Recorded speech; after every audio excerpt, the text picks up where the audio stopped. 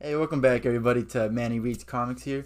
Today, this is the first Dark Horse Comics right off the line that I've ever gotten. I think I've read a couple before, but like never actually started an ongoing pull list with them.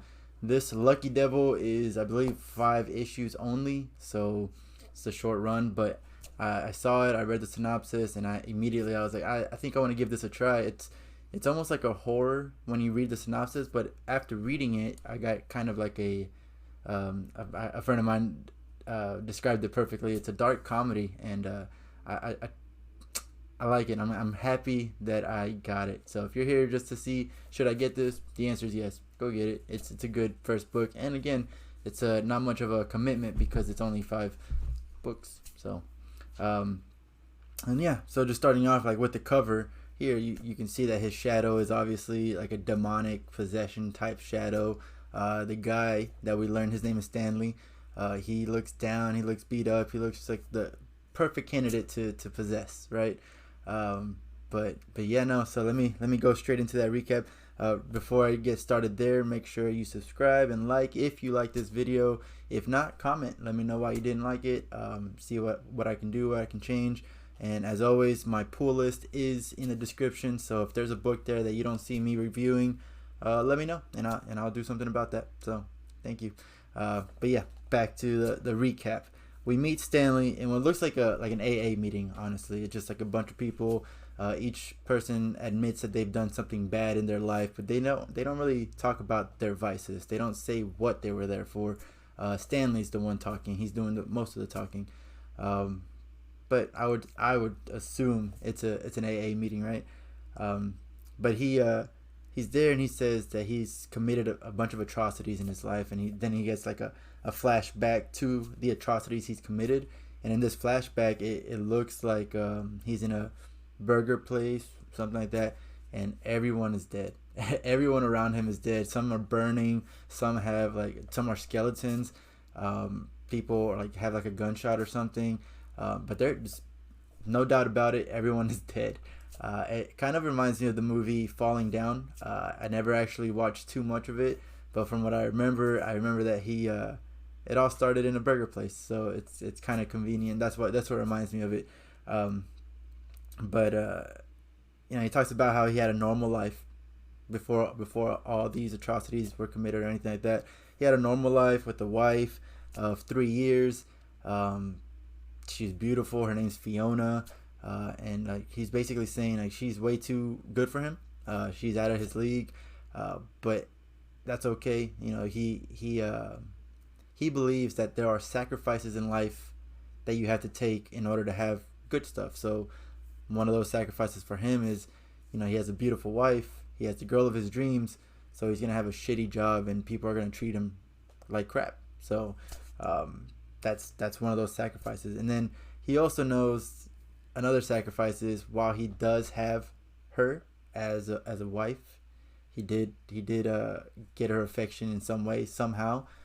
He knows that she is currently cheating on him. He does nothing to kind of cover to stop it. He does nothing to prevent it. He's just like, this is something that I have to go through if I want to keep her. And you can kind of see that he sees the guy in the elevator coming up to meet up with his wife as she is telling him like, hey, when you come home, bring some milk and eggs. Don't forget the milk and eggs. So she's pretending like nothing's happening. He knows that something is happening there. You can kind of see my dog here. That's hilarious. But so he's just like, yeah, I know it's happening, and there's not much I can do about it.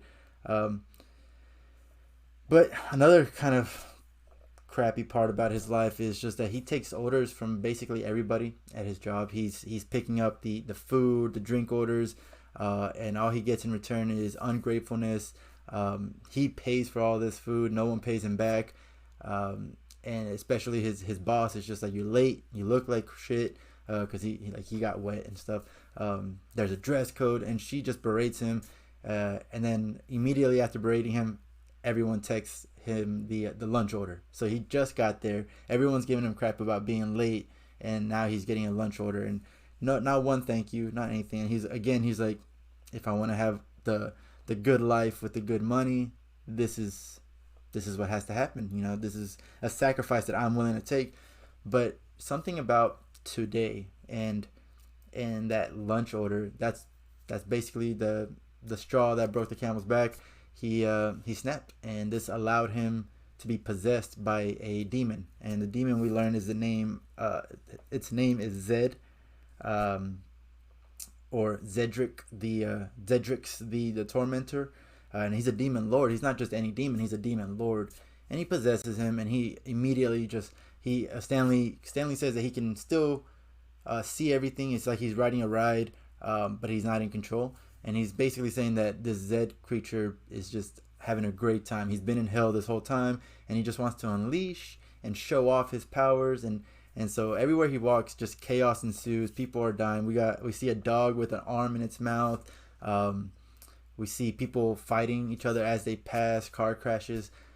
Yeah, he's just having a great time. He's been in hell, so why not? And then they show him Zed/Stanley at his house, at Stanley's house, with sitting on the bed with his wife and the guy that she's sleeping with. They're asleep. They don't know that he's there.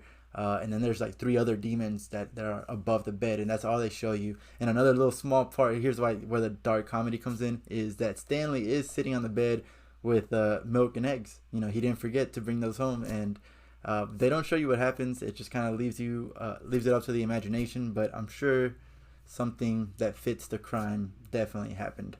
But then Zed gets tired. Zed has been showing off all day, so he gets tired. As soon as he gets tired, Stanley comes back in full control, and he is left there to feel all of the remorse. He didn't do any of this. This is not his doing, but it was through his body, through his actions. So he feels regret for, I guess, allowing this to happen.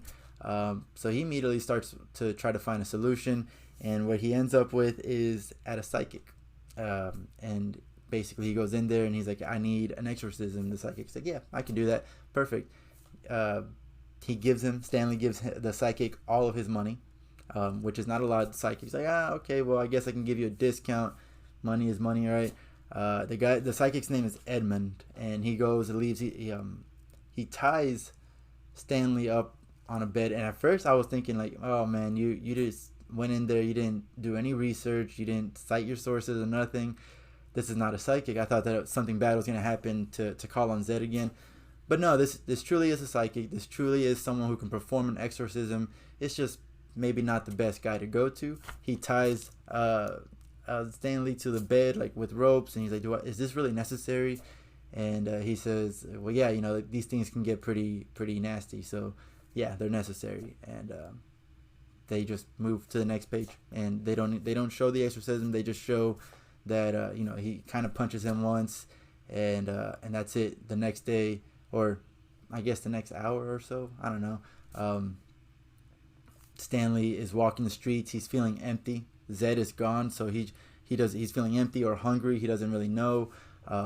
He kind of misses Zed, honestly, because he's never had that power before. And so he goes into this burger place, which I talked about at the beginning of this, and he says, I want a burger. And the guy's like, well, it's going to be $1 something. And he gives him change. This is all he has left. Remember, he gave all his money to the psychic. So he gives him some change. The guy's like, no, it's not going to be enough. And then he's like, well, take the cheese off. And he's like, it's still not going to be enough. And the guy behind Stanley is getting impatient, pushes Stanley out of the way. Like, hey, move out of the way for paying customers.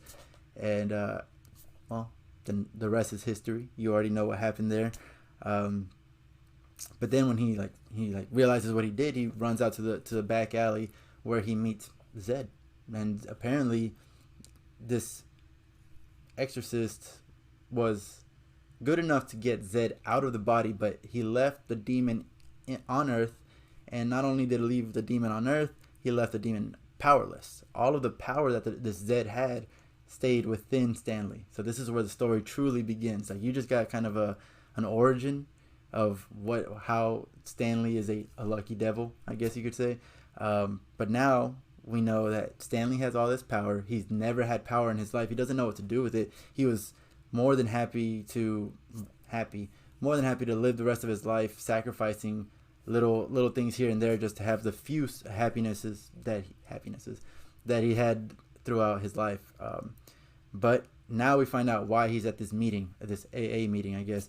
He is starting to recruit. I guess you could say he's recruiting for a following, a cult. In the synopsis, it does say it's a cult. He's trying to start a cult, but yeah, no, he just wants people to follow him, and you can see like the demon eyes in him, and it's completely different person by the beginning of from the beginning of the book to the end of the book, completely different. This is a great start to this person's story. Sorry, I'm so excited. I can't get the words out.